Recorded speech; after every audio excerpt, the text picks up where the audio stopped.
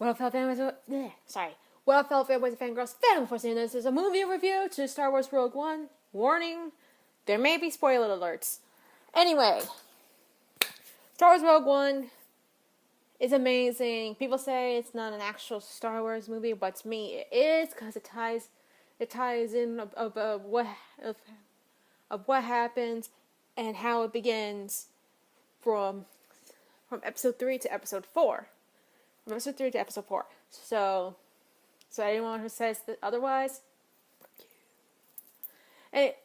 anyway, sorry, I was like, I'm a little bit hyper right now because my sister just showed me this video related to the paranormal, and I'm like all jittery and stuff right now. So sorry if I'm a little. Anyway, Star Wars Rogue One, Star Wars story Rogue One. Like I said, it was amazing. It was awesome. And you know how there's like all these, there are many cheesy. You gotta admit, there are many cheesy moments that are in the Star Wars films. This one is less cheesy, has less cheesy stuff, and more impact of what is happening. Basically, Rogue One is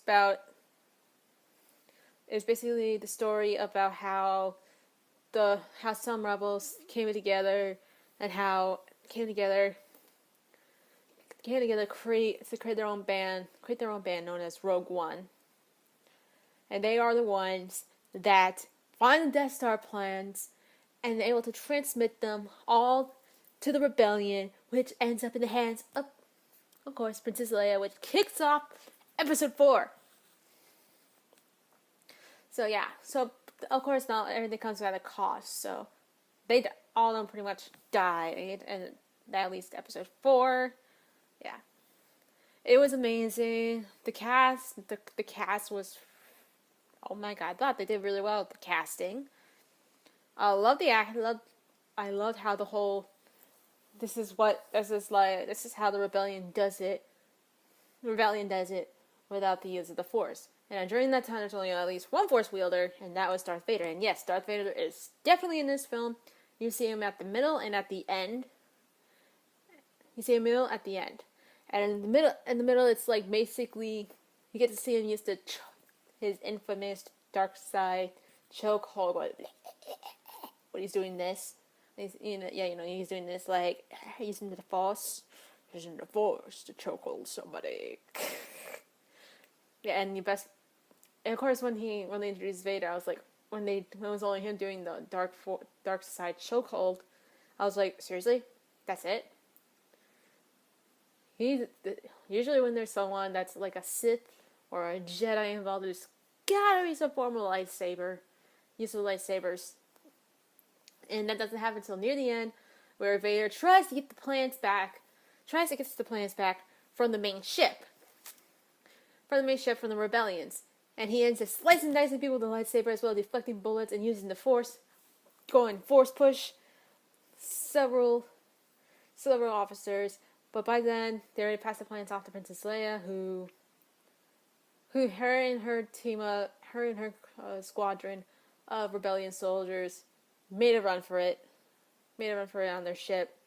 And thus beginning of episode 4. There's even Senator Organa. You guys remember Senator Organa? Leia's foster father. Leia's adopted father, I should say. Leia's adopted father. Yeah, he's in Rogue One as well.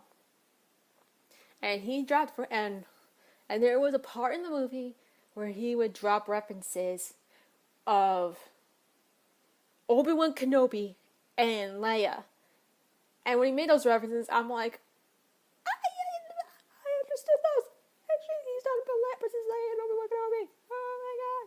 But I didn't say it in the theater. I was like mouthing him, like shaking my seat and like dancing a little bit in my seat.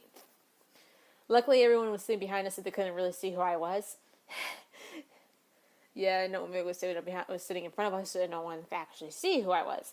Definitely see who I was. So it was okay. I went with my sister and a friend. They saw me react, and I'm like,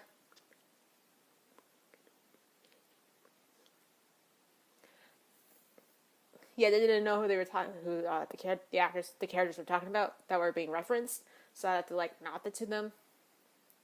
And there was, oh my god, and there was like a little short cameo of C-3PO and R2-D2, and I'm like,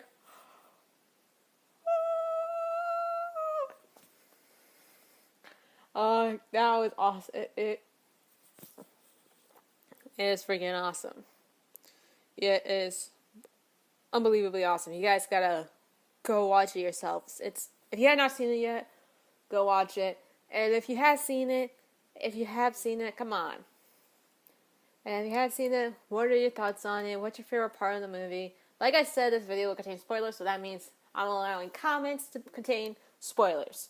So if you don't want spoilers, don't really comment until you see the movie. Don't watch this video until you see the movie. Anyway, what else? Oh, when they introduced Darth Vader, I think he was bathing, like a servant, some type of Sith servant, approaches him, and I always see, I wasn't sure it was him at first, because the servant approaches a big white tube that looks like some type of watery substance. And I wasn't sure he was in it until I heard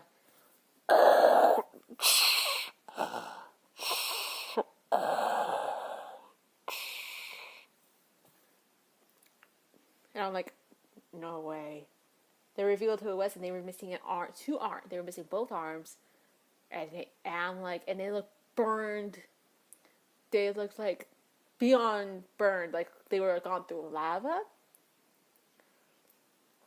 So I'm like, holy shit! It's Anakin Skywalker. It's Anakin Skywalker, or as he's now known back then during that time, Darth Vader.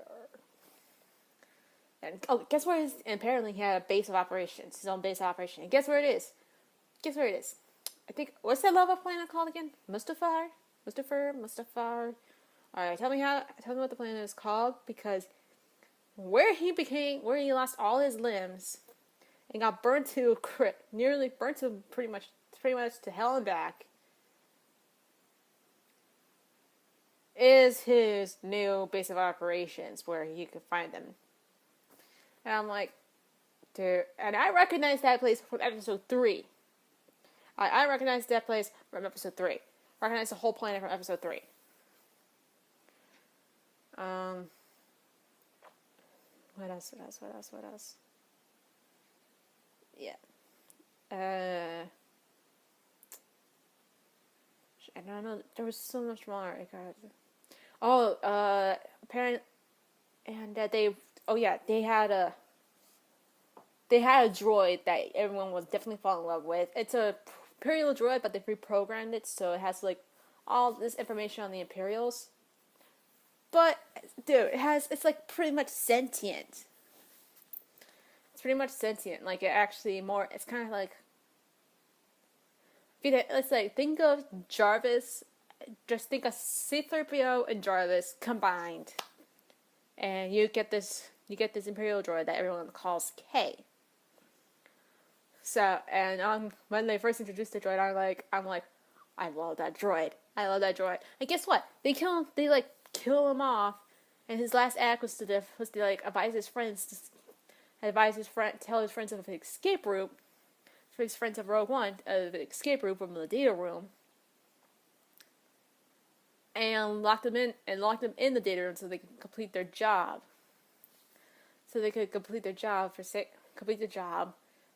While he sacrificed himself to make sure that nobody else gets in there.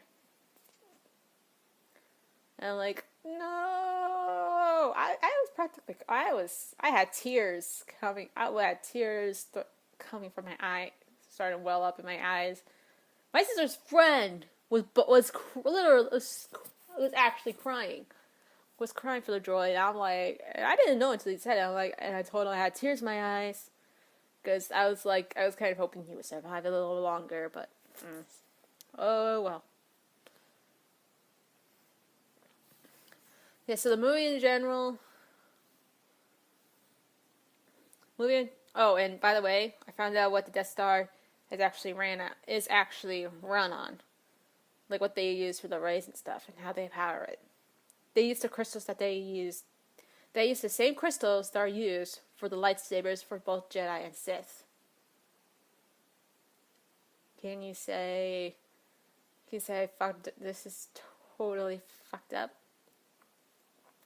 Something that is used for hand-to-hand combat is used to create a deadly weapon. Shit. That's crazy. Okay, so yeah. Rogue One, Star Wars story. If you have not seen it, go see it. It is amazing. The cast is brilliant. It was well made. And and I loved it. I loved it. Now my sister and a friend now wants to watch the whole Star Wars series from episode 1 through 7. Because they only got glimpses of it, but now they've really got to want to start watching it. So yeah. Can't wait for episode 8. Yeah, I definitely can't wait for episode 8. I can't wait for them to release a trailer. Hopefully it's soon. Also, rest in peace, Carrie Fisher, who we all know as Princess Leia. She passed on early this week. She'll be sorely missed. May the Force be with. She's with the Force now. May the Force be with you all. God bless. Oh, and Happy New Year. Until next time, the Emma Forcer out.